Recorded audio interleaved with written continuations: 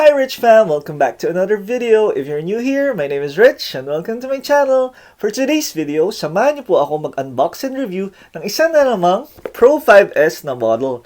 But this time, this is the Class A version. So, let's go!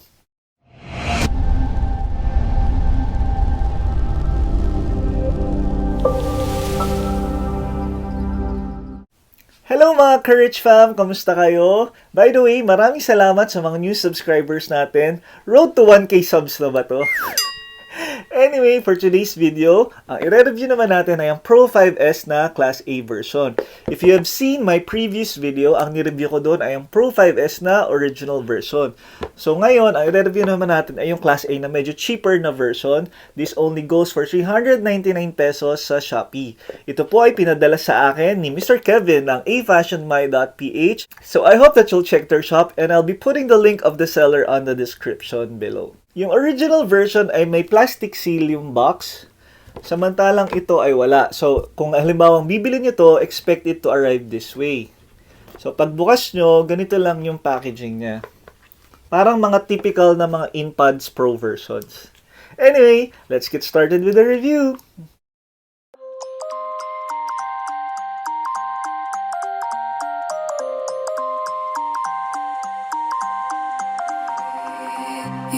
To stop this world from spinning like Superman, you were the only one to find the strength in all that I was dealing with this life like kryptonite. As for the design, as you can see, sa original Pro 5S na charging case, ang LED light ay nasa front, while sa Class A, it's at the bottom. USB Type-C port din ang nasa Class A, while Lightning port naman ang nasa original Pro 5S. At the back, makikita nyo rin ang differences ng design ng hinge sa bawat charging case. Makikita nyo rin ang pagkakaiba sa loob ng charging case at sa paraan ng pag-charge nila ng bawat AirPods, kung saan sa Class A ay may red lights ang bawat AirPods to indicate that it's charging. Sa design naman ng mga AirPods, makikita nyo na medyo malaki ng kaunti ang Class A na Pro 5S compared sa original na Pro 5S. Pareho silang nasa bandang taas ang touch control.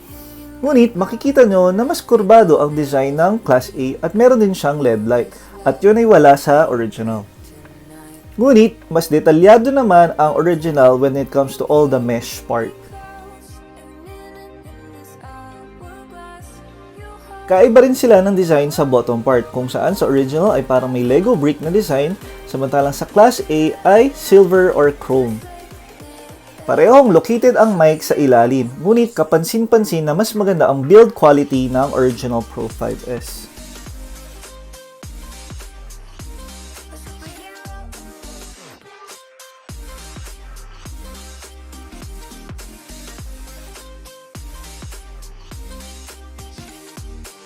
It will take 30 minutes for the AirPods to be fully charged via the charging case.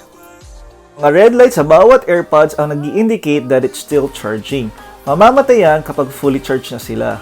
Meron ding blue light sa ilalim ng charging case to indicate that it's still charging the AirPods.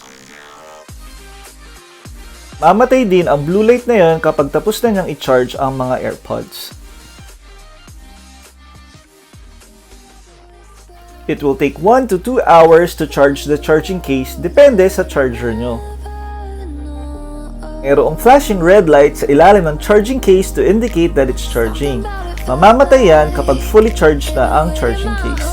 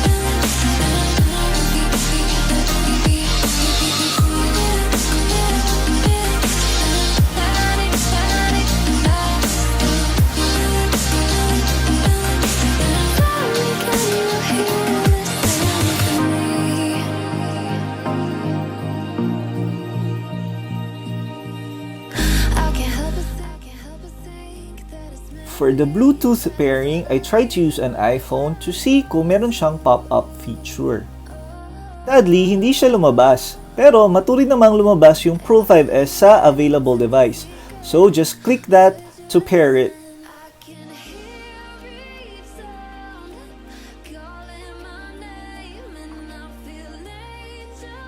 I tried multiple times pero wala talagang pop-up feature.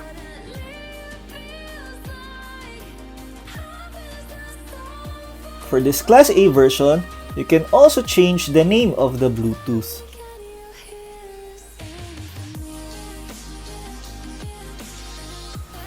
And you can also select which device type. So, piliin nyo lang yung headphone.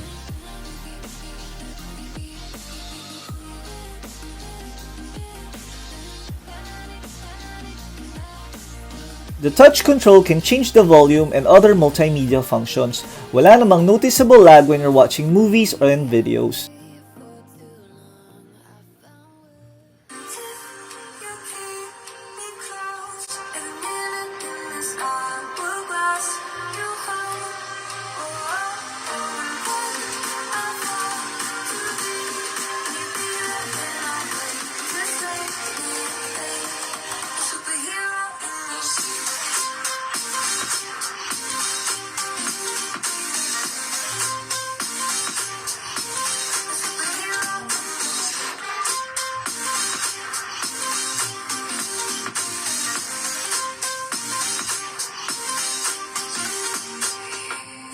Mic test. In case you're wondering if you're going to use it on a voice call, a video call, or even a Zoom meeting, well, ginagamit ko siya ngayon at ito po ay totoong mic test. Malinaw ba?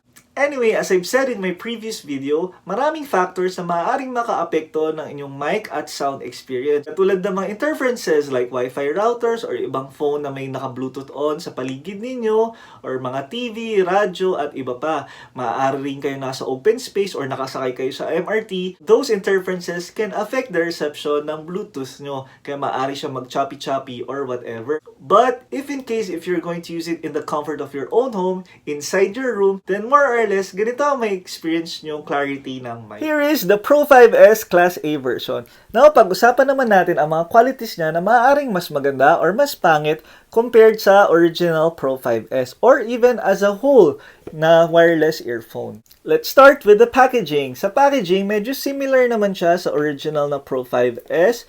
Pareho lang naman na makapal yung box. It's just that merong plastic seal itong original version around the box, while this one wala yun.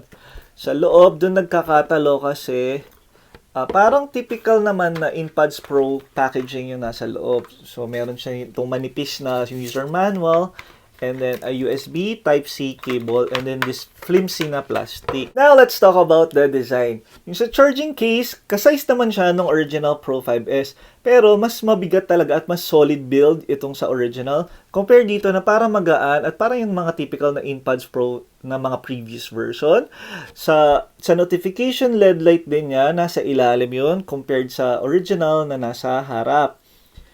And sa ilalim, makikita nyo rin yung USB Type-C port, which is different compared sa original na may lightning na port. Sa likod, makikita nyo rin yung hinge part.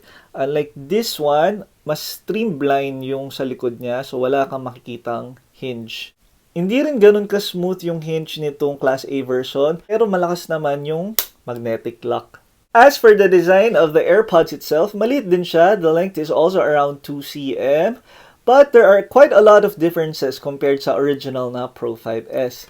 Let's start with the touch control. As you can see, dito sa Class A version, ang touch control niya ay nakatago. Nasa taas din siya pero it's located at this curve. So I actually like that compared to the original. Sa original, medyo mas obvious kung nasaan yung touch control at medyo mas stiff din yung design nitong body part.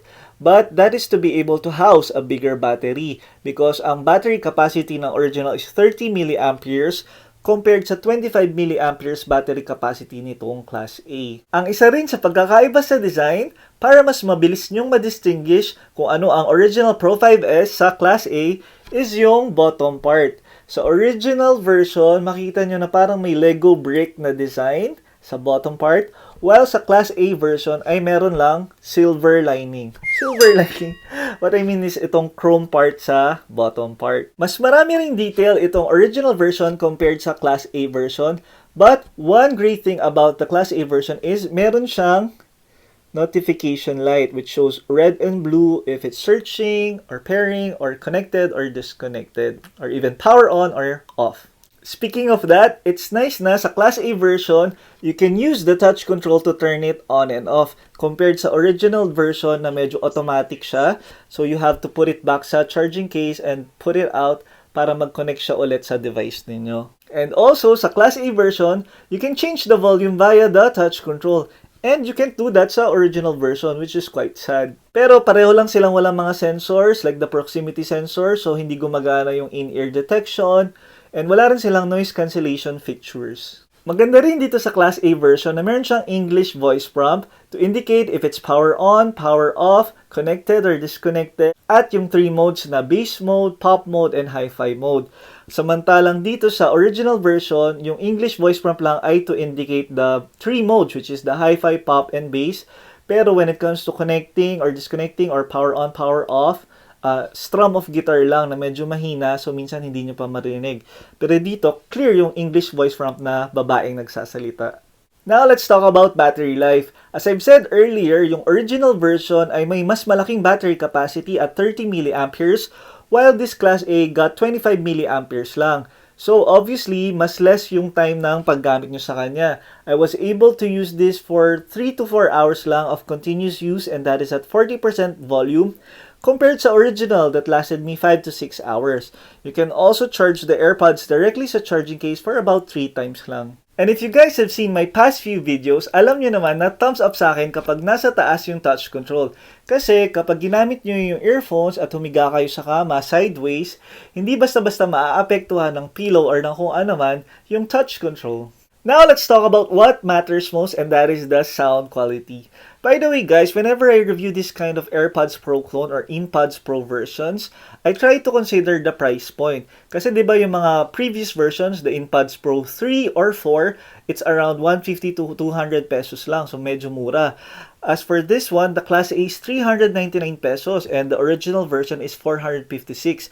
So magkalapit lang yung presyo nila na medyo mahal compared sa mga previous version. So medyo mataas yung expectation ko when it comes to the sound quality for the Class A version. Sadly, kapareho lang yan ng sound quality yung InPods Pro 4. So medyo bright or sharp yung sounds niya. So at a higher volume, medyo nakakarindi siya ng tenga. So hindi ko nagustuhan yun. How I wish pwede natin siyang ligyan ng earphone. I think that will make the sound a lot better. Dahil compared sa original na Pro 5S, mas maganda yung pagkaka-equalize niya or well-balanced yung sounds niya. Pero okay naman yung sound quality nitong Class A. Pero at this price point na 399 pesos, okay is not good enough. As for the mic, mas malinaw din yung mic ng original version. One more thing, meron ako naging issue dito sa Class A version with regards to the charging sa charging case. Because based on my experience, there were 2 instances na nangyari na kung saan nung gagamitin ko na siya, isang AirPod lang yung may charge. So what happened is, yung left side nung first time, nag-pair pa rin siya sa Bluetooth ng phone ko without me knowing, kahit nasa loob na siya ng charging case.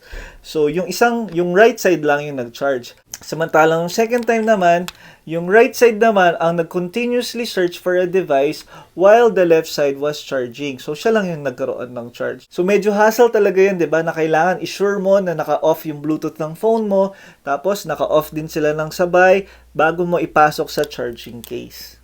So, with all those things considered, I'm going to give this a 7 out of 10 overall rating. Kasi sa sound quality, halos ka-sound quality lang niya talaga yung InPods Pro 4. And sa battery life, 3 to 4 hours of continuous use lang naman din siya, di ba? So, mas mura pa yung InPods Pro 4. That's only at 100 to 200 pesos, while this one is 399 pesos. But if you really like this tiny and extremely portable design, then why don't you just get the original Pro 5S version? Kasi ito ay 456 pesos lang, so konti na lang naman talaga yung idadagdag nyo. And if you're going to use your Shopee vouchers and coins, then mas magiging mura pa yung presyo niya. Anyway, that sums up my video. I hope you enjoyed this video. And if you did, Please don't forget to like, subscribe, and hit the notification bell so you'll be updated on my future videos. Thank you guys for watching. Once again, it's your boy Rich, and I'll see you on the next video.